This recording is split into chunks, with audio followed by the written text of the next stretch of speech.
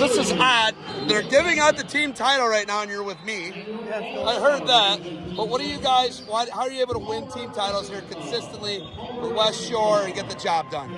Well, you got to start with the right product, and what we have is a really group of gritty kids that were bought in and dug in and did what we asked them this year. We had the last 6 weeks of practice been absolutely perfect, and I tell them, you wrestle like this, you work like this, and you win big, and they did. Driscoll's match was a war with a guy who he split with in the last month. Is that a part of the training you're talking about? Yeah, Giannis is a good competitor, but we're a little better today. Driscoll's a journeyman. He's been all over the country. He goes everywhere. He works hard, and those are the type of wins we get. Listen, when you win big matches, they are going to be wars, they are going to be battles, and we are going to get beat up, and that's what we're here for. The performance this year by the Eagles, 13 for 13 in the semifinals, 6 in the final, I think, 7 in the final, whatever it was. It was incredible. Points record. Does all that start with you, undoubtedly?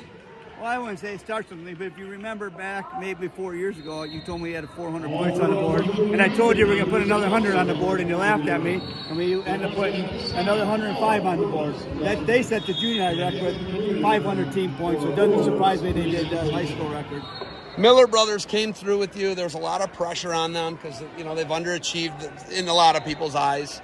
They didn't underachieve this year. What would you say to those guys when they come back and they run practice and the process and being patient, how they had to wait till senior year to win high school state titles? Well, I honestly think a lot of stuff they did to themselves. If they would have just dug in a little bit more and maybe been a little more disciplined, they could have had a couple more state titles than what they had. But that being said, they did a great job this year, and I'm proud of them, and they're going to go off to Iowa and see how that goes.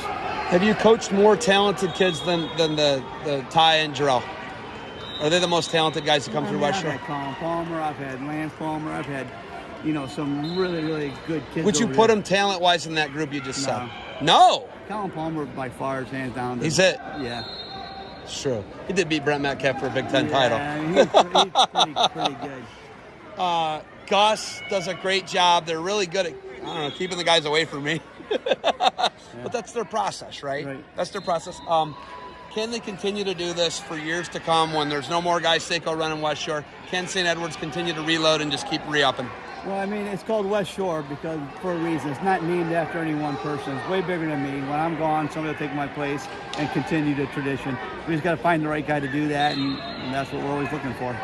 Max Sako today, tough loss in the semis. How did Max finish up? He ended up fourth. He's probably the youngest kid in the tournament. He qualified. First tournament, he was 11 years old when he qualified in January or whatever. So to come in here and battle some much older kids, everybody wrestled is at least full division older than him. And I still think if we wrestled with Matthew Smarter, he probably could have been a little higher on the podium. All right. You got anything else for me? Anything next week? Big grade school. What do you got? I got 37 kids next week, so I'm going to be running hard next week. But that's good. That's the lifeline of the program. We won high school. We won junior high. Hopefully we win grade school. Shows that we're still relevant. Is there less defense soap in your life right now? A little bit less, yeah. I'm handing it down to the next level of guys, but I'm still in the office every day. It's just I don't do as much stuff. They do the actual grunt work nowadays. It's such a growth. It's a grind, right? Retail and selling things is always a grind. You're always inventing and creating new competing products. Are you going to miss that grind in 3 or 4 years? I don't know. I'm an entrepreneur by heart, so when something new comes out and it's good, I like it. It makes me feel good. Gives me a purpose. But yeah, once you start to get to the level that we're at now, it's a business. It's no longer a hobby. It's a legitimate business with millions in sales and all over the world. It's a lot of work. All right. You got anything else for me? No, thanks for being here, covering this, and defend what you built. Good luck moving forward, Guy. I'll see you next week here for grade school. Yep, I'll be here. Thanks.